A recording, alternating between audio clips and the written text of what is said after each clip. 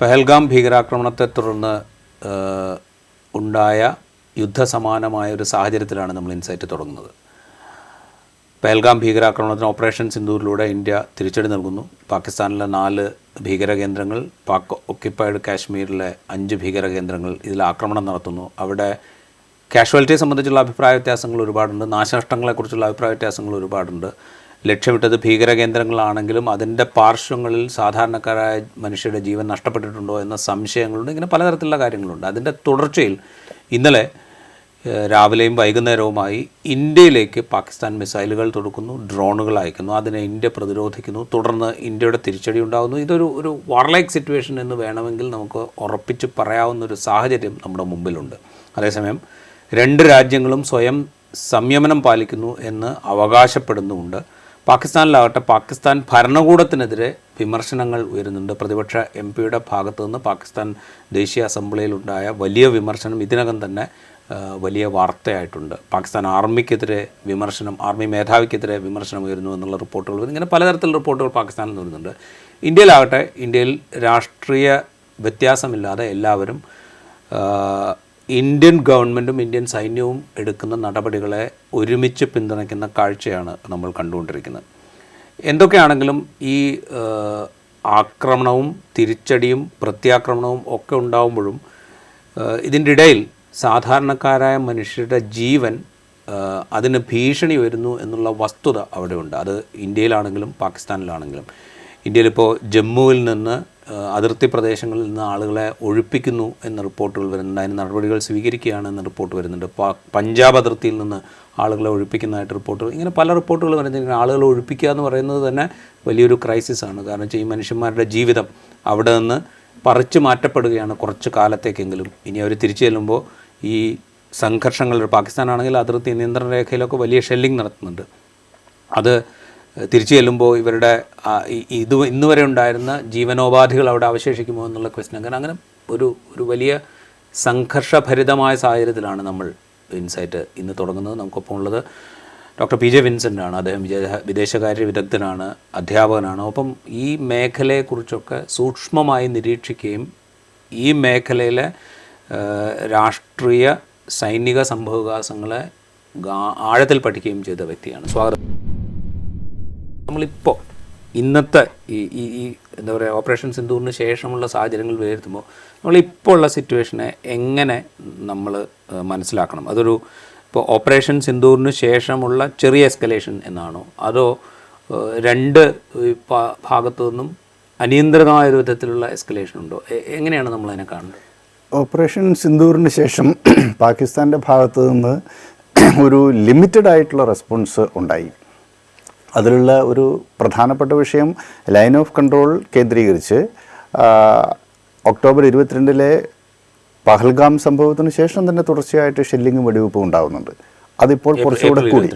April 22 ശേഷം India പാകിസ്ഥാന് എതിരായിട്ട് നയതന്ത്ര തലത്തിലും സാമ്പത്തിക തലത്തിലും ഒക്കെ ശക്തമായ മറുപടി കൊടുത്തു.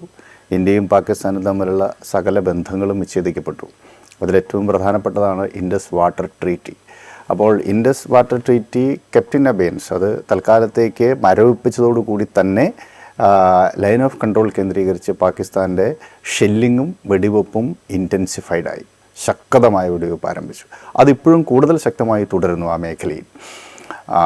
അപ്പോൾ അതിനുശേഷമാണ് വളരെ പ്രധാനപ്പെട്ട ഒരു സൈനിക നീക്കം ഇന്ത്യയുടെ ഭാഗത്തുനിന്നുണ്ടാകുന്നത് ഓപ്പറേഷൻ സിന്ദൂരം, ഓപ്പറേഷൻ സിന്ദൂരം എന്ന് നമുക്ക് മലയാളത്തിൽ പറയാം. അത് അത്തരത്തിലുള്ളൊരു നീക്കം ഇല്ലാതെ രാജ്യത്തിന് മുന്നോട്ട് പോകാൻ സാധിക്കില്ല എന്നുള്ള അവസ്ഥയുണ്ടായിരുന്നു. അപ്പോൾ ഇപ്പോഴത്തെ സാഹചര്യത്തിൽ പാകിസ്ഥാൻ്റെ ഭാഗത്തു നിന്ന് ഒരു പ്രതിരോധം ഉണ്ടായിട്ടുണ്ട്. അപ്പോൾ 3 തരത്തിലാണ് ഈ കാര്യങ്ങളെ ഞാൻ നോക്കിക്കാണുന്നത്. ഒന്ന്, ഒരു ലാർജർ കൗണ്ടർ ടെററിസം ആക്ടിവിറ്റീസ്. അത് ഇന്ത്യ ഒരു 3 ദശാബ്ദ കാലമായി തുടർന്നു വരുന്നതാണ്. 1989 കാശ്മീർ കേന്ദ്രീകരിച്ച് അതിർത്തി കടന്ന ഭീകരത ആരംഭിക്കുന്നത്. അതിനു മുമ്പ് അതിനാധാരമായ പ്രത്യയശാസ്ത്രം പാകിസ്ഥാൻ്റെ ആർമി ഡോക്ട്രിനാണ്. അതായത് 1000 കട്ട് ഡോക്ട്രിൻ. ഇന്ത്യയുടെ രാഷ്ട്ര ശരീരത്തിൽ 1000 മുറിവുകൾ ഏൽപ്പിക്കുക, ആ മുറിവുകളിൽ നിന്ന് രക്തം വാർന്ന് ഈ രാജ്യത്തെ തകർക്കുക. അപ്പം ആ മുറിവ് കൂടി വരുമ്പോൾ വീണ്ടും അവിടെ തന്നെ മുറിവുണ്ടാക്കുക, അപ്പോൾ വീണ്ടും ബ്ലീഡ് ചെയ്യും. ഇങ്ങനെ ഇന്ത്യയുടെ രാഷ്ട്ര ശരീരത്തെ നിരന്തരമായി ബ്ലീഡ് ചെയ്ത് ചോരയൊലിപ്പിച്ച് അതിനെ തകർക്കുക, അല്ലാതെ നേരിട്ടൊരു യുദ്ധത്തിൽ ഇന്ത്യയെ തോൽപ്പിക്കാൻ സാധിക്കില്ല എന്ന് തിരിച്ചറിഞ്ഞപ്പോഴാണ് 1971 യുദ്ധപരാജയത്തിന് ശേഷം ഈ 1000 കട്ട് ഡോക്ട്രിൻ പാകിസ്ഥാൻ സൈന്യം, ആ പാകിസ്ഥാൻ സൈന്യത്തിൻ്റെ ഒരു ഐഡിയോളജിയാണ്, അവരുടെ ഒരു യുദ്ധരീതിയാണ്. ഈ 1000 കട്ട് തിയറി പ്രാവർത്തികമാക്കണമെങ്കിൽ ടെററിസത്തിലൂടെ മാത്രമേ പറ്റുള്ളൂ, ഡീഇൻസ്റ്റിറ്റ്യൂഷണലൈസ്ഡ് വാർഫെയറിലൂടെ മാത്രമേ പറ്റുള്ളൂ. അത് നേരിട്ടുള്ള ഓപ്പറേഷനല്ല, കവേർട്ട് ഓപ്പറേഷനിലൂടെ പറ്റുള്ളൂ. അപ്പം അതിനുവേണ്ടി മതത്തെ ഉപയോഗിക്കും, ഭീകരവാദത്തെ ഉപയോഗിക്കും, ജിഹാദിസം വളരെ ഫലപ്രദമായി ഉപയോഗിക്കും. ഇങ്ങനെ പല വിധത്തിലുള്ള വിധ്വംസക പ്രവർത്തനമാണ് യഥാർത്ഥത്തിൽ പ്രവർത്തനങ്ങളിലൂടെ ഈ 1000 കട്ട്സ് തിയറി നടപ്പാക്കാൻ പറ്റുള്ളൂ. 1989 ശേഷം പാകിസ്ഥാൻ അത് വളരെ എഫക്റ്റീവായി നടപ്പാക്കിക്കൊണ്ടിരിക്കുകയാണ്. അപ്പോൾ അതിനെതിരായിട്ട് ഇന്ത്യ പ്രതിരോധിക്കുന്നുണ്ട്. പക്ഷേ 2001 ശേഷം ടെററിസത്തിനെതിരായിട്ടുള്ള ഗ്ലോബൽ വാർ വന്നു. അത് ഇന്ത്യക്ക് വലിയൊരു ലിവറേജ് നൽകിയ ഘടകമാണ്. അതുകൊണ്ട് തന്നെ വളരെ കൃത്യമായി ഭീകരതയ്ക്കെതിരായിട്ട് ഇന്ത്യ എടുക്കുന്ന നടപടികൾ ഒരു ആഗോള തലത്തിൽ ഉള്ള ഭീകരതയ്ക്ക് വിരുദ്ധ സമരവുമായിട്ട് കണ്ണു ചേർക്കാൻ പറ്റും. അത് നയതന്ത്ര തലത്തിൽ ഇന്ത്യക്ക് വലിയ ലിവറേജ് നൽകി. മാത്രമല്ല ലോകത്തിലെ ഒത്തിരി രാജ്യങ്ങളുടെ പിന്തുണ അതിൻ്റെ ഭാഗമായി കിട്ടി. അതാണ് ഒന്ന്. രണ്ടാമത്തത് റിട്ടാലിയേഷനാണ്. പഹൽഗാം അക്രമത്തിന് ഒരു റിട്ടാലിയേഷൻ നൽകാതെ ഇന്ത്യക്ക് തിരിച്ചു പോകാൻ പറ്റില്ല. എങ്ങനെയാണ് ഒരു വെള്ളക്കടി ഉയർത്തുക? അപ്പം ഇത്രയും മാരകമായ ഒരു കൊലപാതകം, അത് ഒരുപക്ഷെ സൈനിക പോസ്റ്റിന് നേരെയോ സൈനികരെയോ അല്ലെങ്കിൽ ഭരണ കേന്ദ്രങ്ങളെയോ ഒക്കെ ആണെങ്കിൽ പോലും അതിൽ നമുക്ക് ഏതെങ്കിലും തരത്തിൽ പറഞ്ഞു നിൽക്കാം. പക്ഷേ ഇത് സാധാരണ മനുഷ്യരെ കൊലപ്പെടുത്തുന്ന സമയത്ത് അതിനകത്ത് വേറൊന്നും ചെയ്യാനില്ല, തിരിച്ചടിക്കുക അല്ലാതെ നിവൃത്തിയില്ല. ഇപ്പോൾ 1-ാം ലോകമഹായുദ്ധം ഉണ്ടായതിൻ്റെ കഥ താങ്കൾക്കറിയാമല്ലോ. ആർച്ച് ഡ്യൂക്ക് ഫെർഡിനൻഡും അദ്ദേഹത്തിൻ്റെ ഭാര്യ ഡച്ചസ് സോഫിയയും ആ 2 പേരെ കൊലപ്പെടുത്തിയതാണ്. 1-ാം ലോകമഹായുദ്ധം എന്ന് പറഞ്ഞാൽ നമുക്ക് സങ്കല്പിക്കാൻ പറ്റുമോ? മനുഷ്യൻ്റെ ചരിത്രത്തിൽ അതുവരെ ഉണ്ടായിട്ടുള്ളതിൽ വെച്ച് ഏറ്റവും മാരകവും ഭീകരവുമായ യുദ്ധമായിരുന്നു 1-ാം ലോകമഹായുദ്ധം. അത് തുടങ്ങുന്നതിന് കാരണം ഈ 2 മരണങ്ങളാണ്, ആർച്ച് ഡ്യൂക്ക് ഫെർഡിനൻഡ്, ഫ്രാൻസ് ഫെർഡിനൻഡിൻ്റെയും സോഫിയയും. അപ്പം ചില കൊലപാതകങ്ങൾ അങ്ങനെയാണ്. അപ്പോൾ റിട്ടാലിയേഷൻ ഇല്ലാതെ ഇന്ത്യക്ക് പോകാൻ പറ്റില്ല. മൂന്നാമത്തെ കാര്യം കൗണ്ടർ റിട്ടാലിയേഷനാണ്. അത് പാകിസ്ഥാൻ്റെ ഭാഗത്തു നിന്നാണ് ഉണ്ടാകുന്നത്. ആ കൗണ്ടർ റിട്ടാലിയേഷൻ പാകിസ്ഥാൻ്റെ ഭാഗത്തു നിന്ന് ഉണ്ടായി. ആ കൗണ്ടർ റിട്ടാലിയേഷൻ ഉണ്ടാവാതിരിക്കുന്നതിന് വേണ്ടിയിട്ടാണ് ഇന്ത്യ വളരെ കൃത്യമായി സിവിലിയൻ കേന്ദ്രങ്ങളോ പട്ടാള കേന്ദ്രങ്ങളോ ആക്രമിക്കാതെ ടെററിസ്റ്റുകളുടെ പരിശീലന കേന്ദ്രങ്ങൾ മാത്രം ലക്ഷ്യം വെച്ചത്. അതുകൊണ്ട് വേണമെങ്കിൽ പാകിസ്ഥാന് അവിടെ അവസാനിപ്പിക്കാമായിരുന്നു. കാരണം പാകിസ്ഥാൻ്റെ മിലിറ്ററി അറ്റാക്ക് ചെയ്തില്ല, പാകിസ്ഥാൻ്റെ സിവിലിയൻസിനെ അറ്റാക്ക് ചെയ്തില്ല. ജെയ്ഷെ ഇ മുഹമ്മദ്, ഹിസ്ബുൾ മുജാഹിദീൻ, അതുപോലെ ലഷ്കർ ഇ തൈബ ഇവരുടെ പരിശീലന കേന്ദ്രങ്ങളാണ്. അതെല്ലാം വളരെ പ്രധാനപ്പെട്ട ദശാബ്ദങ്ങളായി പ്രവർത്തിക്കുന്ന കേന്ദ്രങ്ങളുമാണ്. അപ്പോൾ അതിനെ ലക്ഷ്യം വെച്ചതുകൊണ്ട് തൽക്കാലത്തേക്ക് വേണമെങ്കിൽ പാകിസ്ഥാന് റിട്ടാലിയേറ്റ് ചെയ്യാതിരിക്കാമായിരുന്നു. പക്ഷേ കൗണ്ടർ റിട്ടാലിയേഷൻ എന്ന നിലയ്ക്ക് അവർ ഡ്രോണുകൾ അയക്കുന്നു. പാക് പട്ടാളം ലക്ഷ്യം വെച്ചത് ഇന്ത്യൻ നഗരങ്ങളെയാണ്. ലാഹോറിൽ നിന്ന് അമൃത്സർ ലക്ഷ്യം വെച്ചു, ജയ്സാൽമീർ ലക്ഷ്യം വെച്ചു, അതുപോലെ LOCയിലുള്ള വിവിധ നഗരങ്ങൾ പൂഞ്ചും ഉറിയും ഒക്കെ, കുപ്വാര, ജമ്മു, പത്താൻകോട്ട് ഇവിടെയെല്ലാം പാകിസ്ഥാൻ്റെ ആക്രമണം ലക്ഷ്യം വെച്ചത് സിവിലിയൻസിനെയാണ്. സിവിലിയൻ കേന്ദ്രങ്ങളാണ് അറ്റാക്ക് ചെയ്തത്. അവർ മിസൈലും ഡ്രോണുകളും അയക്കുകയാണ്. ഇപ്പം ഇന്ത്യയിൽ മരണപ്പെട്ട രക്തസാക്ഷികളായ 16 പേരിൽ 15 പേരും സിവിലിയൻസാണ്. കഴിഞ്ഞ ഏതാനും മണിക്കൂറുകളായി നോക്കിക്കഴിഞ്ഞാൽ ലൈൻ ഓഫ് കൺട്രോളിനപ്പുറത്തേക്ക് കാര്യമായ അറ്റാക്കും ആക്രമണവും പ്രത്യാക്രമണവും ഉണ്ടായതായി റിപ്പോർട്ട് ചെയ്യുന്നില്ല. അതുകൊണ്ട് ഒരു പരിമിതമായ ഒരു ഏറ്റുമുട്ടൽ ആണ് ഇതുവരെ ഉണ്ടായിട്ടുള്ളത്. ഇവിടെ വെച്ച് ഇത് അവസാനിച്ചാൽ അത് വലിയ സന്തോഷമായിരിക്കും. അങ്ങനെയൊക്കെ ഇന്നത്തെ നിലയ്ക്ക് നമുക്ക് പ്രതീക്ഷിക്കാൻ സാധിക്കും. ഇതുവരെ ഉണ്ടായിരുന്നതിന് ഒരു ലോജിക്ക് നമുക്ക് പറയാം. പക്ഷേ ഇനി അങ്ങോട്ട് ഇപ്പോൾ പാകിസ്ഥാൻ്റെ ഒരു ആംഗിളിൽ നോക്കുകയാണെങ്കിൽ അവരെ സംബന്ധിച്ച് ഇപ്പോൾ സൈനിക ശക്തിയിൽ പിടിച്ചു നിൽക്കുക എന്ന് പറയുന്നത് അത്ര സാധ്യമായൊരു കാര്യമല്ല. ഇന്ത്യയെ സംബന്ധിച്ചാണെങ്കിൽ ഇന്ത്യ ഈ പറഞ്ഞ പെഹൽഗാമിനുള്ള തിരിച്ചടി നൽകി കഴിഞ്ഞിരിക്കുന്നു. ഇപ്പോൾ 2 കൂട്ടരെ സംബന്ധിച്ചും ഇത് ഇവിടെ കൊണ്ട് നിർത്തുക എന്നുള്ളൊരു തോന്നലിലേക്ക്, ആ ഒരു മാനസികാവസ്ഥയിലേക്ക് എത്തേണ്ട ഒരു ഘട്ടമായില്ലേ? അതിനപ്പുറത്തേക്ക് ഇത് എസ്കലേറ്റ് ചെയ്യും എന്ന് നമുക്ക് പ്രതീക്ഷിക്കാം. പ്രത്യേകിച്ച് പഴയ കാലമല്ലല്ലോ, ഇത് പുതിയ കാലമാണ്. പുതിയ തരത്തിലുള്ള പ്രഷേഴ്സ് ഉണ്ട്. നമ്മൾ ഈ കാണുന്ന മിലിറ്ററി മാത്രമല്ല, ഫിനാൻഷ്യൽ പ്രഷേഴ്സ് ഉണ്ട്, മറ്റു തരത്തിലുള്ള ഒരുപാട് രാജ്യങ്ങളുടെ പ്രഷേഴ്സ് ഉണ്ട്. നമ്മൾ പ്രത്യക്ഷത്തിൽ കാണാത്ത വിധത്തിലുള്ള നെഗോഷിയേഷൻസ് ഒരുപക്ഷെ നടക്കുന്നുണ്ടാകാം മറ്റ് രാജ്യങ്ങളുടെ ഭാഗത്തുനിന്ന്. അപ്പോൾ അതുകൊണ്ട് ഇത് ഫർദർ എസ്കലേറ്റ് ചെയ്യില്ല എന്ന് നമുക്ക് കരുതാമോ? അങ്ങനെ തന്നെയാണ് നമുക്ക് പ്രതീക്ഷിക്കേണ്ടത്. Further escalate ചെയ്യാതിരിക്കട്ടെ. പക്ഷെ അങ്ങനെ വരുമ്പോഴും നമ്മുടെ ഇന്ത്യൻ സൈക്കിൾ, ഇന്ത്യയുടെ മാനസികാവസ്ഥയിൽ ഡീപ്പ് റൂട്ടഡ് ആയിട്ടുള്ള ചില മുറിവുകളുണ്ട്. ആ മുറിവ് പ്രാഥമികമായി ഏൽപ്പിച്ചത് ചൈനയാണ്. അത് ഡൽഹി ഗാഥകൾ എന്ന എം മുകുന്ദൻ്റെ കഥയിൽ വരുന്നുണ്ട്. ശ്രീധരനുണ്ണി മരിക്കുന്നത് പത്രം വായിക്കുകയാണ്. പത്രം വായിക്കുമ്പോൾ 1950കളിൽ ഇന്ത്യ ചൈന ഭായ് ഭായ് എന്നാണ്. ചൈനയെ നമുക്ക് അത്ര ഇഷ്ടമാണ്. പഞ്ചശീല തത്വങ്ങളിൽ ഒപ്പിടുന്നത് ചൗൻലായും ജവഹർലാൽ നെഹ്റുവാണ്.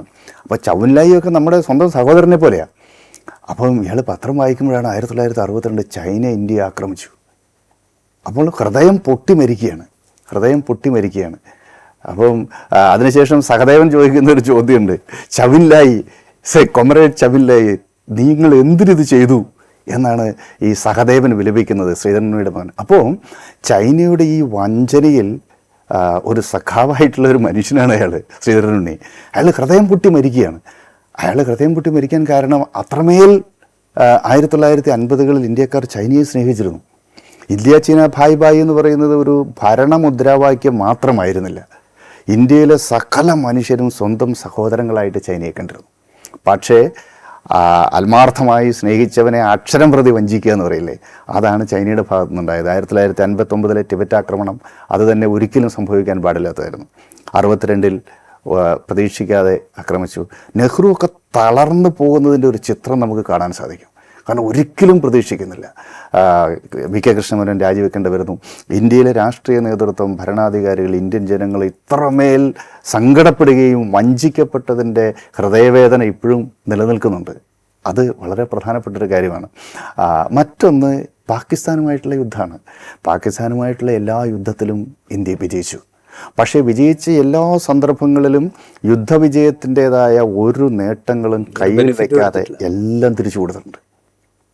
ഇത് 1971 വലിയ വിജയത്തിന് ശേഷം പോലും ലാഹോർ പിടിച്ചെടുക്കാൻ പായിരുന്നു. പക്ഷേ ലാഹോർ പിടിച്ചെടുത്തില്ല. ലാഹോർ പിടിച്ചെടുത്ത് വിലപേശിയിരുന്നെങ്കിൽ പാകിസ്ഥാന് ഈ ഡിപ്ലോമാറ്റിക് ടേബിളിൽ ഇരുന്ന് അവർക്ക് ഒന്നും പറയാൻ പറ്റുമായിരുന്നില്ല. പക്ഷേ നമ്മൾ ലാഹോർ പിടിച്ചെടുത്ത പ്രദേശങ്ങൾ മുഴുവൻ തിരിച്ചു കൊടുത്ത് സമാധാനം പഴയ LOCയിലേക്ക് 1949 വെടിനിർത്തൽ രേഖ ഏറെക്കുറെ അങ്ങനെ തന്നെയാണ് ആർമിറ്റൈസ് എഗ്രിമെൻ്റ് ഉണ്ടാക്കുന്നത്. ആ രേഖ തന്നെയാണ്. അതിൽ ചെറിയ മാറ്റങ്ങളേ ഉള്ളൂ. 1971 ഡിസംബർ 17 എവിടെയാണോ നിന്നത് അതിനെ ലൈൻ ഓഫ് കൺട്രോളാക്കി മാറ്റി. അപ്പോൾ ഇതിൻ്റെ രണ്ടാമത്തെ ഘടകം പാകിസ്ഥാനുമായിട്ടാണ്. എന്ന് വെച്ചാൽ ഇന്ത്യയുടെ ഭാഗത്തു നിന്നുണ്ടായിട്ടുള്ള എല്ലാ പോസിറ്റീവായിട്ടുള്ള നടപടിക്രമങ്ങളോടും നിരന്തരമായി മുഖം തിരിച്ച് നിൽക്കുകയും നമ്മൾ ചെയ്തിട്ടുള്ള ഒരു സേവനങ്ങളും സ്വീകരിക്കാതിരിക്കുകയും ഇന്ത്യക്കെതിരെ നിരന്തരമായി ആക്രമിക്കുകയും ചെയ്യുന്നു എന്ന ഫീലിംഗ് ഇന്ത്യക്കാരുടെ മനസ്സിൽ രൂഢമൂലമാണ്. അതിൽ വാസ്തവമുണ്ട്. കാരണം ഇപ്പോൾ ഇൻഡസ് വാട്ടർ ട്രീറ്റ് തന്നെ എടുത്ത് നോക്കിക്കഴിഞ്ഞാൽ അതൊരു വലിയ ഒരു മാഗ്നാനിമസ് ട്രീറ്റിയാണ്. എത്ര ഹൃദയവിശാലതയോടു കൂടിയാണ് പാകിസ്ഥാന് നമ്മൾ അക്കാര്യത്തിൽ അനുകൂലമായിട്ടുള്ള നിലപാടെടുക്കുന്നത്. ഇപ്പോൾ 1960 അത് ഒപ്പിടുമ്പോൾ 10 വർഷം കൊണ്ട് 6.2 കോടി പൗണ്ടാണ്, പൗണ്ട് സ്റ്റെർലിംഗ് ഓരോ വർഷം തോറും. അത് 10 വർഷമായിട്ട് പാകിസ്ഥാൻ കൊടുക്കും. എന്തിനു വേണ്ടിയിട്ടാണ്? പാക് അധീന കാശ്മീരിലും പഞ്ചാബ് പ്രൊവിൻസിലും കനാൽ സിസ്റ്റം ഉണ്ടാക്കുന്നതിന് വേണ്ടിയിട്ടാണ്. 10 വർഷത്തേക്ക് ഈ വെള്ളം ഉപയോഗിക്കുന്നത്. അപ്പോൾ അങ്ങനെ ഒരു കരാറുണ്ടാക്കുന്നു. അത് 1960 ഉണ്ടാക്കിയിട്ട് 65 പാകിസ്ഥാൻ ഇന്ത്യയിൽ ആക്രമിച്ച സമയത്ത് പോലും ഈ കരാർ പ്രകാരമുള്ള കനാൽ നിർമ്മാണത്തിലുള്ള പണം കൊടുക്കുന്നത് നമ്മൾ നിർത്തിവെച്ചില്ല. ഇൻഡസ് ട്രീറ്റിയിൽ നിന്ന് പിന്നോട്ട് പോയിട്ടില്ല. ഇങ്ങനെ ഏത് ഘടകം എടുത്ത് പരിശോധിച്ചാലും ഇന്ത്യ നിരന്തരമായി വഞ്ചിക്കപ്പെടുന്നു പാകിസ്ഥാൻ്റെ ഭാഗത്തു നിന്ന് എന്നുള്ള വികാരമുണ്ട്. നിങ്ങൾക്ക് ഈ ഒരു വികാരത്തെ നമുക്ക് സമാധാനത്തിൻ്റെ പതാക ഉയർത്തി മാത്രം അത് ലംഘിക്കാൻ പറ്റില്ല. ഒരുപക്ഷെ നമുക്ക് കുറച്ച് ആളുകൾക്ക്, വളരെ വിശാലമായിട്ടൊക്കെ ചിന്തിക്കുന്ന ആളുകൾക്ക് വേണമെങ്കിൽ ജവഹർലാൽ നെഹ്റുവിനെയോ അല്ലെങ്കിൽ ടാഗോറിൻ്റെ ഇൻ്റർനാഷണലിസവും അല്ലെങ്കിൽ മഹാത്മാഗാന്ധിയുടെ ചില മഹത്തായ വചനങ്ങളൊക്കെ ചൂണ്ടിക്കാട്ടി വേണമെങ്കിൽ നമുക്കൊരു എന്തിനാണ് യുദ്ധം ആത്യന്തികമായി മനുഷ്യൻ്റെ തകർച്ചയ്ക്ക് മാത്രമേ കാരണമാവുള്ളൂ എന്നൊക്കെ പറഞ്ഞ് വാദിക്കാം. പക്ഷേ ഈ ഒരു വഞ്ചിക്കപ്പെട്ട വികാരം ചൈനയെ സംബന്ധിച്ചും പാകിസ്ഥാനെ സംബന്ധിച്ചും ഇന്ത്യയുടെ മനസ്സിൽ രൂഢമൂലമാണ്. ആ മാനങ്ങളിലേക്ക് ഉള്ള ഒരു റെസിസ്റ്റൻസ് ഉണ്ടാകും, ഒരു പ്രതിരോധം ഇന്ത്യയുടെ ഭാഗത്തുനിന്നുണ്ടാകും എന്ന് പ്രതീക്ഷിച്ചതാണ്. ഇപ്പോഴും ഞാൻ വിചാരിക്കുന്നത് ഓപ്പറേഷൻ സിന്ദൂർ അവസാനിച്ചിട്ടില്ല എന്ന് തന്നെയാണ്. അതായത് ഇതിപ്പോൾ ഒരു പാകിസ്ഥാൻ്റെ റിട്ടാലിയേഷൻ, അതിനുള്ളൊരു മറുപടി എന്നതിനപ്പുറം കുറെ കൂടെ സൂക്ഷ്മമായ ചില ഓപ്പറേഷൻസിലേക്ക് ഇനിയും കടക്കാനുള്ളൊരു സാധ്യതയുണ്ട് എന്ന് നമ്മൾ കരുതണം. തീർച്ചയായിട്ടും സാധ്യതയുണ്ടെന്നല്ല, സൂക്ഷ്മമായ ഓപ്പറേഷനിലേക്ക് ഇന്ത്യ കടന്നു കഴിഞ്ഞിരിക്കുന്നു. അതിൽ ആദ്യത്തെ ഘടകം എന്നത് ഒരു യുദ്ധപ്രഖ്യാപനത്തിൻ്റെ ആദ്യ ഘട്ടം എന്താണ്? സ്വാഭാവികമായിട്ടും അത് സാമ്പത്തിക തലത്തിൽ, ഡിപ്ലോമസിയുടെ തലത്തിൽ, തന്ത്രപരമായ മേഖലയിൽ സമഗ്രമായ വിച്ഛേദനം ഉണ്ടായി പാകിസ്ഥാനുമായിട്ട്. ഒരു കരാറും ഇപ്പം നിലവിലില്ല. അതിൽ സിംല കരാറിൽ നിന്ന് പാകിസ്ഥാനും അങ്ങോട്ട് പിൻവാങ്ങി. അതുകൊണ്ട് ഇനിയിപ്പോൾ യുദ്ധം ചെയ്യാൻ പ്രയാസമില്ല. അപ്പം പാകിസ്ഥാനുമായിട്ട് ഒരു തരത്തിലും ഇപ്പോൾ ബന്ധമില്ല.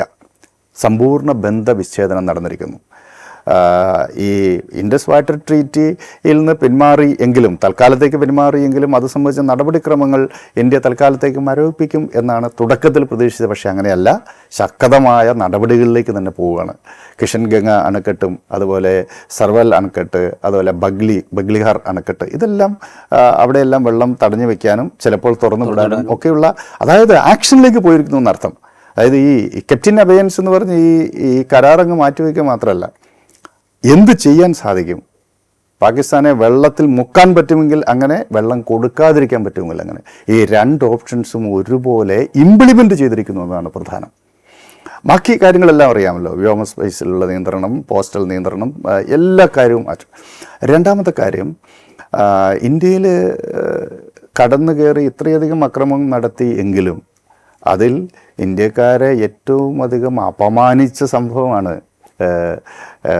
C-814 നമ്മുടെ വിമാനം തട്ടിക്കൊണ്ടുപോയത് കണ്ടഹാറിൽ നിന്ന്. കണ്ടഹാറിലെ ത്രിഭുവൻ വിമാനത്താവളത്തിൽ നിന്ന് അത് തട്ടിക്കൊണ്ടുപോയി അമൃത്സറിലിറക്കി, അതിനുശേഷം ദുബായിൽ കൊണ്ടുപോയി തിരിച്ച് കാന്തഹാറിലിറക്കിയതിന് ശേഷം 3 തീവ്രവാദികൾ നമുക്ക് വിട്ടുകൊടുക്കേണ്ടി വന്നു.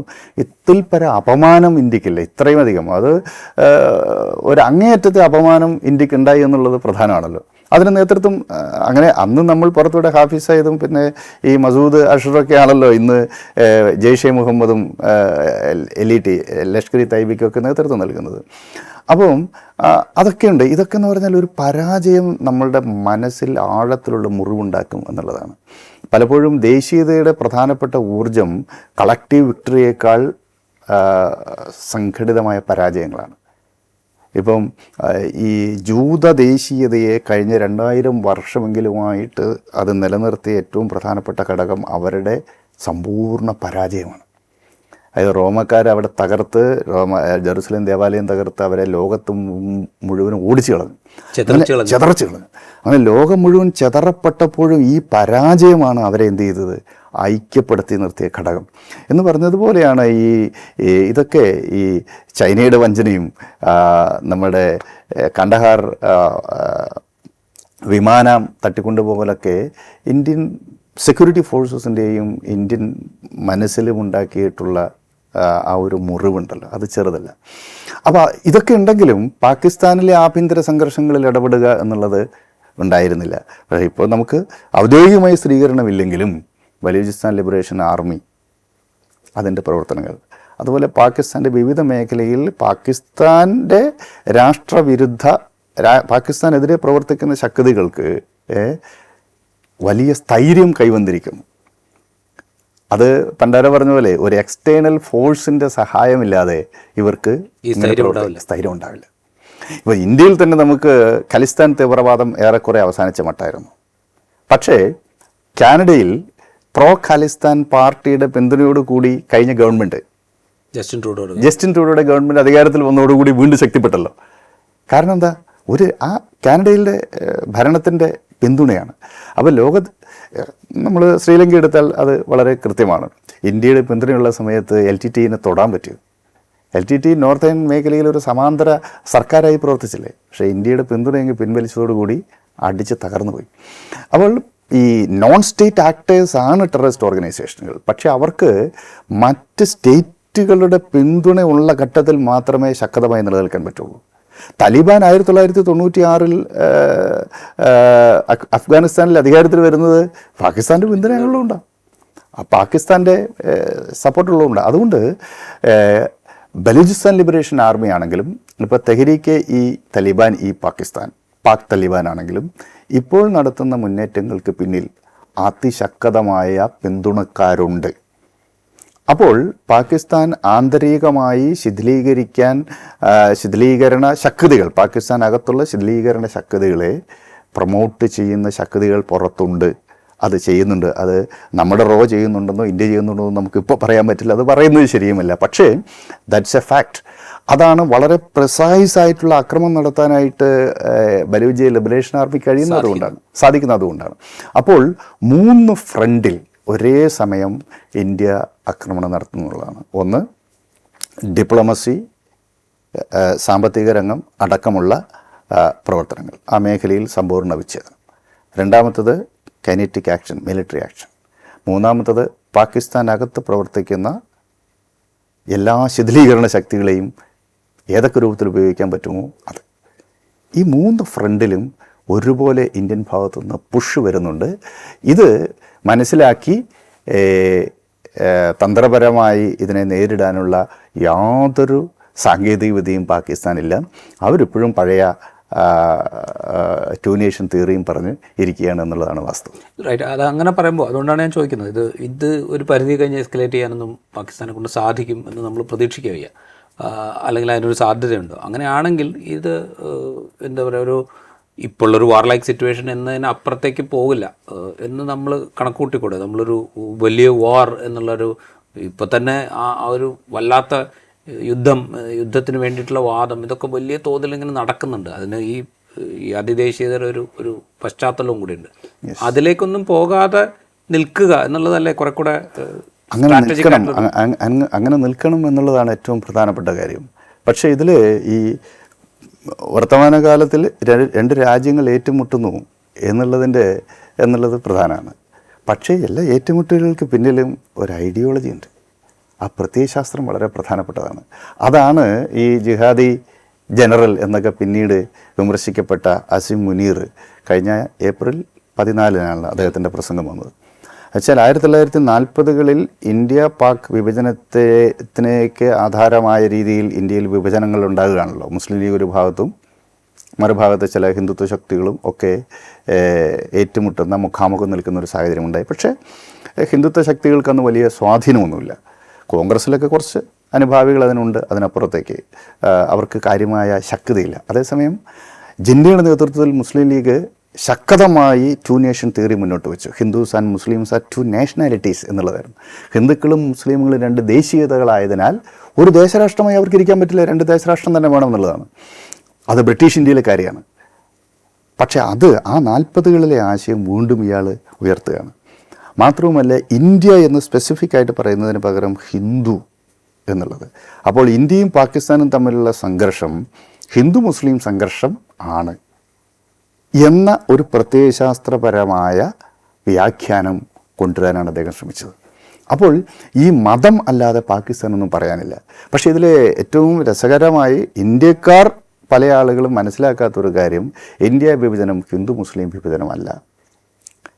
ഒരു ചരിത്ര വിദ്യാർത്ഥി എന്ന നിലയിൽ ആ വിഭജനത്തിൻ്റെ വിവിധ തലങ്ങൾ പരിശോധിക്കുമ്പോൾ നമുക്ക് മനസ്സിലാക്കാൻ പറ്റുന്ന ഒരു കാര്യം, വിഭജനം യഥാർത്ഥത്തിൽ ബംഗാളിലും പഞ്ചാബിലും ഉണ്ടായിട്ടുള്ളത്. പഞ്ചാബിൽ ഇപ്പുറത്തേക്ക് ഇന്ത്യൻ ഭാഗത്തേക്ക് ഹിന്ദുക്കളും സിഖുകാരും വന്നു, മുസ്ലിമുകൾ അങ്ങോട്ട് പോയി. ബംഗാളിൽ ഹിന്ദുക്കൾ മാത്രമേ ഉള്ളൂ, ഹിന്ദുക്കളെല്ലാം ഇന്ത്യയിലേക്ക് വന്നു, മുസ്ലിമുകൾ അങ്ങോട്ട് പോയി. പക്ഷേ ഈ വിഭജനത്തിൽ ഉണ്ടായിട്ടുള്ള ഇന്ത്യയും പാകിസ്ഥാനും ഒരു ഹിന്ദു മുസ്ലിം രാഷ്ട്രങ്ങളല്ല. പല ആളുകളും ചോദിക്കാറുണ്ട്, ഈ ഫലസ്തീൻ ഇഷ്യൂ നമ്മൾ ചർച്ച ചെയ്യുമ്പോൾ പലപ്പോഴും ചോദിക്കുന്നത് ഫലസ്തീൻ രാഷ്ട്രം എവിടെ എന്നുള്ള ചോദ്യം. അതുപോലെയാണ് ഇന്ത്യയിൽ പലപ്പോഴും ഹിന്ദുത്വ ശക്തികൾ ചോദിക്കാറുള്ള ചോദ്യമാണ്, ഹിന്ദു മുസ്ലിം വിഭജനം ഉണ്ടായിട്ട് ഹിന്ദു രാഷ്ട്രം എവിടെ? ഇതാണ് അവരുടെ ചോദ്യത്തിൻ്റെ. യഥാർത്ഥത്തിൽ ഇന്ത്യ വിഭജനം ഹിന്ദു മുസ്ലിം വിഭജനമല്ല. മുസ്ലിമുകൾ മാത്രമേ അപ്പുറം പോയിട്ടുള്ളൂ. ആര്? വർഗീയവാദപരമായി ചിന്തിക്കുന്ന മുസ്ലിമുകൾ മാത്രം. ഇപ്പറയുള്ളത് ഹിന്ദുവുണ്ട്, ക്രിസ്ത്യാനിയുണ്ട്, ബൗദ്ധനുണ്ട്, ജൈനനുണ്ട്, പാർസിയുണ്ട്, ഒരു മതമില്ലാത്തവനുണ്ട്, പിന്നെ കോടാനുകോടി നാഷണലിസ്റ്റ് മുസ്ലിംസും ഉണ്ട്. അതാണ് ഏറ്റവും പ്രധാനം. മൗലാന അബ്ദുൽ കലാം ആസാദും നമ്മുടെ കേരളത്തിലെ മൊയ്തു മൗലവിയും അടക്കമുള്ള മുസ്ലിംസ് എല്ലാം ഇവിടെ നിൽക്കുകയാണ്. ഇവരൊന്നും പാകിസ്ഥാനിലേക്ക് പോയിട്ടില്ല. പാകിസ്ഥാൻ വേണ്ട എന്ന് പറഞ്ഞവരാണ്. അപ്പോൾ മഹാഭൂരിപക്ഷം വരുന്ന മനുഷ്യർ, അന്നത്തെ പോപ്പുലേഷൻ എടുത്താൽ പോലും പാകിസ്ഥാനിലുള്ളതിന് അത്ര തന്നെ മുസ്ലിംസ് ഇന്ത്യയിലുണ്ട്. അപ്പം ഇന്ത്യ എന്ന് പറയുന്നത് ഒരു ഹിന്ദു രാഷ്ട്രമല്ല. ആ വിഭജനം എന്ന് പറയുന്നത് ഹിന്ദുവിനും മുസ്ലിമിനും ഇടയിലുള്ള വിഭജനമേ അല്ല. ആ വിഭജനമുണ്ടായത് വളരെ നാരോവായിട്ട് തന്നെ നമ്മൾ ചിന്തിക്കണം. ഒരു വർഗീയവാദപരമായി ചിന്തിക്കുന്ന മുസ്ലിമുകൾ മാത്രമാണ് പാകിസ്ഥാന് വേണ്ടി വാദിച്ചത്. ഒരുപക്ഷെ അത്ര തന്നെ മുസ്ലിമുകൾ ഇന്ത്യ എന്ന് പറയുന്ന സങ്കല്പത്തോടൊപ്പം നിൽക്കുകയും ദേശീയവാദി മുസ്ലിമുകളായി നിൽക്കുകയും ചെയ്തു. അപ്പോൾ ഇന്ത്യ എന്ന് പറയുന്നത് അത് ജൈനൻ്റെയും ബൗദ്ധൻ്റെയും ഹിന്ദുവിൻ്റെയും ക്രിസ്ത്യാനിയുടെയും മുസ്ലിമിൻ്റെയും ഒക്കെ ചേർന്നൊരു രാജ്യമാണ്. അത് ഈ ഒരു വ്യത്യാസം നമ്മൾ മനസ്സിലാക്കിയാൽ മാത്രമേ പാകിസ്ഥാൻ്റെ ഈ വാദങ്ങൾ നമുക്ക് വളരെ ലളിതമായിട്ട് തന്നെ പൊളിക്കാൻ സാധിക്കുകയുള്ളൂ. അതുകൊണ്ട് ഇന്ത്യക്ക് മതവും പറയാം, മതേതരത്വവും പറയാം. അപ്പോൾ ഈ ഐഡിയോളജി കൂടി നമ്മൾ പരിശോധിച്ചുകൊണ്ട് മാത്രമേ മുന്നോട്ട് പോകാൻ പറ്റുള്ളൂ. ഇതിലൊരു പ്രതിസന്ധി എന്താ വെച്ചാൽ പാകിസ്ഥാന് പറയാൻ ഈ മതം മാത്രമേ ഉള്ളൂ, ഇന്ത്യക്ക് പറയാൻ എല്ലാമുണ്ട്. പക്ഷെ അപ്പോഴും നമ്മൾ അതിശക്തമായി മതേതരത്വം പറയുന്നു എന്നുള്ളതാണ്. അതെല്ലാ സന്ദർഭത്തിലും പറയണോ വേണ്ടയോ എന്നുള്ളത് എനിക്കറിയില്ല. പക്ഷേ പാകിസ്ഥാൻ മതം പറയുന്നതിൻ്റെ അതേ ശക്തിയിൽ നമ്മൾ മതേതരത്വം പറയുന്നുണ്ട്. അപ്പോൾ ഈ ഐഡിയോളജിക്കൽ കൺഫ്ലിക്റ്റ് കൂടി കണ്ടിന്യൂ ചെയ്യുന്നുണ്ടെന്നുള്ളത് നമ്മൾ കാണണം. തൽക്കാലത്തേക്ക് നമുക്ക് ഈ ഒരു സംഘർഷം അവസാനിച്ചാലും ഈ ഐഡിയോളജിക്കൽ കോൺഫ്ലിക്റ്റ് കണ്ടിന്യൂ ചെയ്യുന്നുണ്ട്. അപ്പോൾ മുസ്ലിം രാഷ്ട്രം എന്ന പ്രത്യയശാസ്ത്രം പാകിസ്ഥാൻ മുന്നോട്ട് വയ്ക്കുന്ന കാലത്തോളം ഈ കാശ്മീർ പ്രശ്നം തീരില്ല. കാശ്മീർ പ്രശ്നം തീരില്ല എന്നാണ് ഞാൻ പറയുന്നത്. കാരണം കാശ്മീർ വാലിയിൽ ഇപ്പോഴും 97% മുസ്ലിമുകളാണ്. അപ്പോൾ 97% മുസ്ലിമുകൾ വരുന്ന കാശ്മീർ ഇന്ത്യ വിഭജനം മുസ്ലിമുകൾ പാകിസ്ഥാൻ ആയതുകൊണ്ട് പാകിസ്ഥാനോട് ചേരണം എന്ന പ്രത്യയശാസ്ത്രമാണ് പാകിസ്ഥാൻ പിൻപറ്റുന്നത്. അതിനകത്തുനിന്ന് അവർ ഒരു സെക്കുലർ ഒരു ഡെമോക്രാറ്റിക് ഇസ്ലാമിസ്റ്റ് പൊസിഷനിലേക്കെങ്കിലും ആ രാഷ്ട്രത്തിൻ്റെ ഐഡിയോളജി മാറാതെ നമുക്ക് ഈ ഒരു സ്ഥായിയായ സമാധാനം ഉണ്ടാവില്ല. ഇവിടെ ഇതിപ്പോൾ ഞാൻ അവസാന ഘട്ടത്തിലേക്ക് ഒരു കാര്യം ചോദിച്ചിട്ട്, ഇങ്ങനത്തെ ഒരു സിറ്റുവേഷൻ വരുന്നു, പാകിസ്ഥാനിലെ ആഭ്യന്തര വൈരുദ്ധ്യങ്ങൾ വരുന്നു, ആഭ്യന്തര വൈരുദ്ധ്യങ്ങൾക്ക് കാരണമാകുന്ന ശക്തികളെ എക്സ്റ്റേണലായിട്ട് ഉള്ള സഹായം കിട്ടുന്നു, ഇങ്ങനെയുള്ളൊരു പ്രോബ്ലംസ് ഒക്കെ ഉണ്ട്. ഈ പാകിസ്ഥാൻ ഒരു പേരിനെങ്കിലും നെയിം സേക്കായിട്ടൊരു രാഷ്ട്രമായിട്ടും നെയിം സേക്കായിട്ടുള്ളൊരു ഡെമോക്രാറ്റിക് പ്രോസസ്സുള്ള രാജ്യമായിട്ട് നിൽക്കുമ്പോൾ പോലും വലിയ ത്രെട്ട് ഈ പറയുന്ന ഏജൻസികൾ വഴി ഉണ്ടാകുന്നുണ്ട്. അതിപ്പോൾ ഇന്ത്യക്ക് മാത്രമല്ല, പൊതുവിൽ ആഗോള സമൂഹത്തിനുണ്ട് എന്ന് നമുക്ക് പറയാം. കാരണം ഭീകരതയെ പ്രോത്സാഹിപ്പിക്കുന്നതൊന്നും ഇന്ത്യ മാത്രമല്ലല്ലോ പാകിസ്ഥാനെ കുറ്റപ്പെടുന്നത്. ഇത് ഡിസിൻറ്റഗ്രേറ്റ് ചെയ്ത് കഴിഞ്ഞാൽ ഉണ്ടാകുന്ന അപകടം ഒരുപക്ഷെ ഇതിനേക്കാൾ വലുതായി മാറാനുള്ളൊരു സാധ്യതയില്ലേ? ഈ പറയുന്ന ഈ ഒരു സുന്നി ജിഹാദിസ്റ്റ് ആശയം പ്രത്യയശാസ്ത്രത്തിലെ വളർത്തിയെടുക്കാൻ അവിടെ ശ്രമിക്കുമ്പോൾ ഇപ്പുറത്ത് പാരലായിട്ട് ഈ ഹിന്ദുത്വ ഐഡിയോളജി വളർത്തിയെടുക്കാനും ഹിന്ദുരാഷ്ട്രം സ്ഥാപിക്കാനുള്ള ശ്രമങ്ങളുണ്ടല്ലോ. അപ്പോൾ ഈ ക്രൈസിസ് മനുഷ്യർ എന്നുള്ള നിലയിൽ ബാക്കിയുള്ള മനുഷ്യന്മാരെല്ലാവരും ഫേസ് ചെയ്യേണ്ടി വരില്ലേ? അല്ല, ഇത് ഗ്ലോബൽ ക്രൈസിസാണ്. കാരണം ഈ സ്വത്വത്തെ, പ്രത്യേകിച്ച് വംശീയ സ്വത്വത്തെയും മതസ്വത്വത്തെയും ആധാരമാക്കിയിട്ടുള്ള തീവ്രവാദവും ഭീകരതയും, റിലീജിയസ് ഫണ്ടമെൻ്റലിസം, അത് ഒരു ചെയിൻ റിയാക്ഷൻ പോലെ വരുള്ളൂ. ആരെങ്കിലും ഒരുത്തം പറഞ്ഞാൽ മതി, മറ്റിടത്ത് അത് സ്വാഭാവികമായിട്ടുണ്ടാവും. ഇപ്പോൾ യൂറോപ്പ് നമ്മൾ മുഴുവനും വലതുപക്ഷത്തേക്ക് പോയത് നമ്മൾ ഇതിനു മുമ്പ് ചർച്ച ചെയ്തത്. യൂറോപ്പിൽ വലതുപക്ഷ വിപ്ലവം നടന്നുകൊണ്ടിരിക്കുക. ഇപ്പോൾ ലേറ്റസ്റ്റ് ഇപ്പോൾ നടന്ന തെരഞ്ഞെടുപ്പിൽ UK റിഫോം പാർട്ടി എന്തൊരു മുന്നേറ്റമാണ് ഉണ്ടാക്കുന്നത് എന്നുവെച്ചാൽ തീവ്ര വലതുപക്ഷവും തീവ്ര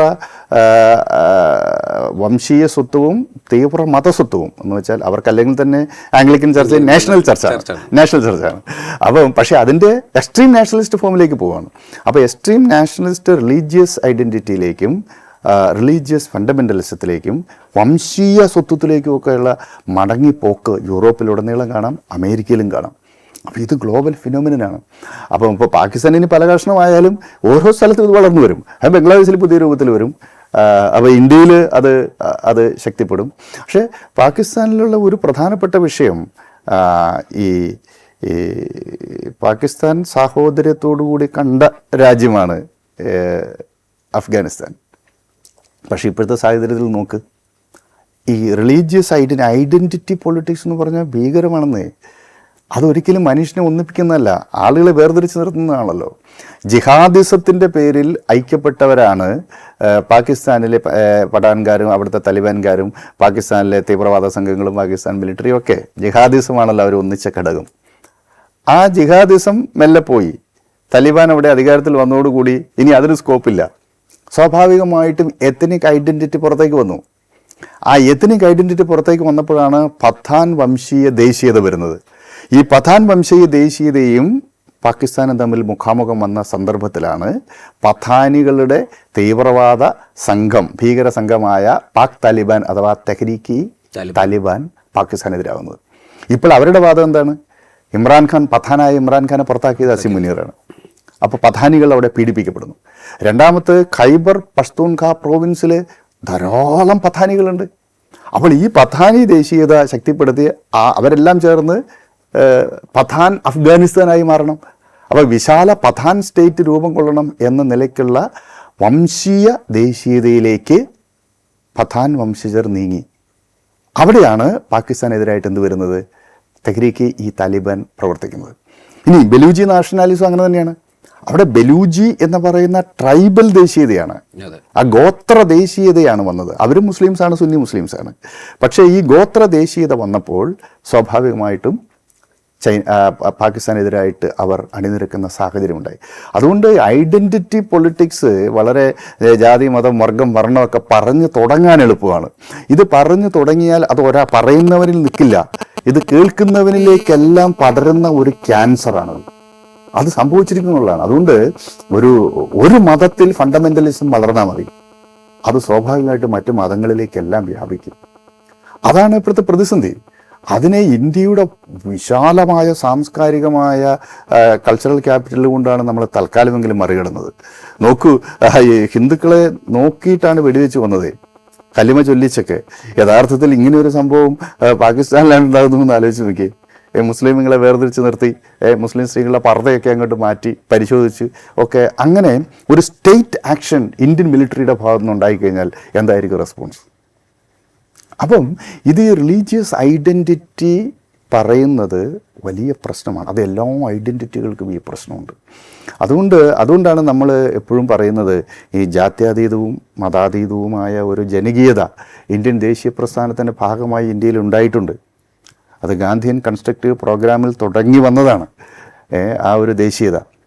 അപ്പം ആ ദേശീയതയ്ക്ക് പരിക്കേൽക്കുന്നതൊന്നും ചെയ്യരുത്, സെക്കുലർ ഇൻക്ലൂസീവ് നാഷണാലിസത്തിൽ നമ്മൾ അടിയുറച്ച് നിൽക്കണം എന്ന് നിരന്തരമായി നമ്മൾ പറയുന്നതിൻ്റെ കാര്യം ഇതാണ്. കാരണം ഒരു റിലീജിയസ് ഐഡൻറ്റിറ്റിനെ ആധാരമാക്കി ഒരു രാഷ്ട്രമുണ്ടാക്കിയാൽ അത് നിൽക്കില്ല. ഉറുദു സംസാരിക്കുന്ന പാകിസ്ഥാൻ്റെ ദേശീയതയും ബംഗ്ലാ ദേശീയതയും തമ്മിൽ ഏറ്റുമുട്ടിയപ്പോഴാണല്ലോ പാകിസ്ഥാൻ രണ്ട് കഷ്ണമായത്. 1971 രണ്ട് കഷ്ണമായില്ലേ. ഇന്ത്യ അതിൽ പങ്കുവഹിച്ചു എന്നുള്ളത് ശരിയാണ്. പക്ഷേ ഇന്ത്യ അവിടെ പോയില്ലെങ്കിലും അത് രണ്ട് രാജ്യമാവും. കാരണം അത്ര ശക്തമായിട്ടുള്ള വൈരുദ്ധ്യം അതിനകത്ത് പ്രവർത്തിക്കുകയാണ്. അപ്പോൾ വിവിധ ജാതി, മത, വർഗ, വർണ്ണ, വംശ സ്വത്തുങ്ങളെയൊക്കെ കൂട്ടിയോജിപ്പിക്കുന്ന ഇൻക്ലൂസീവായിട്ടുള്ള നാഷണാലിസം, അത് ഏറ്റവും എഫക്റ്റീവായി ലോകത്തിൽ പ്രാക്ടീസ് ചെയ്യുന്ന ഏക രാജ്യം ഇന്ത്യയാണ്. ലോകത്തിൽ ഒരു രാജ്യത്തിനും ഇത് സാധിക്കുന്നില്ല. 15 റിപ്പബ്ലിക്കുകൾ ചേർന്ന സോവിയറ്റ് യൂണിയൻ തകരാനുള്ള ഏറ്റവും പ്രധാനപ്പെട്ട കാരണം അവിടുത്തെ വിവിധ റിപ്പബ്ലിക്കുകളിലെ ദേശീയതയുടെ വളർച്ചയാണ്. ജോർജിയൻ ദേശീയതയും അസർബൈജാൻ ദേശീയതയും ആർമേനിയൻ ദേശീയതയും കസാക്ക് ദേശീയതയും ബാൾട്ടിക് ദേശീയതയും ഒക്കെ വന്നു കഴിഞ്ഞപ്പോൾ സംഭവിച്ചു. പക്ഷേ ഇന്ത്യയിൽ നോക്കൂ, ഇന്ത്യ ഒരു 50 രാജ്യമാകാനുള്ള സ്കോപ്പുണ്ട് ഇവിടെ. പക്ഷേ ഇപ്പോഴും ഇങ്ങനെ ഒന്നിച്ച് നിൽക്കുന്നത് ഈ സെക്കുലർ ആയിട്ടുള്ള ഫ്രെയിംവർക്കിനകത്ത് നമ്മൾ നിൽക്കുന്നുള്ളത് കൊണ്ടാണ്. അതിനെ തൽക്കാലത്തേക്കൊന്നും തകർക്കാൻ ലോകത്തിൽ ഒരു ശക്തിക്കും കഴിയില്ല. ഈ സംഘർഷത്തിൻ്റെ പശ്ചാത്തലത്തിലും അത് ശക്തമായി മുന്നോട്ട് പോകുന്നുണ്ട്. ഇതിനെ തകർക്കാതെ ഇന്ത്യയുടെ മേലെ ഒരു തരത്തിലും വിജയിക്കാൻ പാകിസ്ഥാൻ എന്നല്ല ലോകത്തിൽ ഒരു ശക്തിക്കും സാധിക്കില്ല. അതുകൊണ്ടാണ് ഈ പ്രത്യയശാസ്ത്രപരമായ യുദ്ധത്തിൽ പോലും പാകിസ്ഥാൻ ദയനീയമായി പരാജയപ്പെടുന്നത്. എന്തായാലും ഈ സംഘർഷം ഇപ്പോൾ ഉള്ളതിൽ കൂടുതൽ അധികരിക്കാതെ ഒരു സമാധാനത്തിൻ്റെ അന്തരീക്ഷത്തിലേക്ക് തിരിച്ചു വരും എന്ന് നമുക്ക് പ്രതീക്ഷിക്കാം. അത് ഏതെങ്കിലും തരത്തിലുള്ള ഒരു അമിത പ്രതീക്ഷയല്ല എന്ന് വേണമെങ്കിൽ ഇപ്പോഴത്തെ ഒരു സാഹചര്യത്തിൽ നമുക്ക് പറയാം. ഒരു പക്ഷേ ഇപ്പോൾ കാണിച്ച ഒരു അതിക്രമത്തിനപ്പുറത്തേക്ക് പോകാൻ പാകിസ്ഥാന് സാധിക്കില്ല എന്ന് തന്നെ കരുതണം. അതിനുള്ള ശേഷി തൽക്കാലം പാകിസ്ഥാൻ ഉണ്ട് എന്ന് കരുതാനില്ല. അവരുടെ ആഭ്യന്തര രാഷ്ട്രീയ സാമൂഹ്യ സാഹചര്യവും അതിന് അനുകൂലമല്ല. അതുകൊണ്ട് ഈ സംഘർഷം ഒരുപക്ഷെ ഇവിടെ പരിമിതപ്പെടും എന്ന് നമ്മൾ പ്രതീക്ഷിക്കാം. അത് ഇരു രാജ്യത്തെയും സാധാരണക്കാരായ മനുഷ്യരെ സംബന്ധിച്ച് വളരെ പ്രധാനവുമാണ്. അവർക്ക് സ്വസ്ഥവും സമാധാനവുമായി ജീവിക്കാനുള്ള അവസരം ഉണ്ടാകും എന്ന് നമുക്ക് കരുതുകയും ചെയ്യാം. ഇൻസൈറ്റിൻ്റെ എപ്പിസോഡ് ഇവിടെ പൂർത്തിയാവുന്നു. മറ്റൊരു എപ്പിസോഡുമായി വീണ്ടും കാണാം.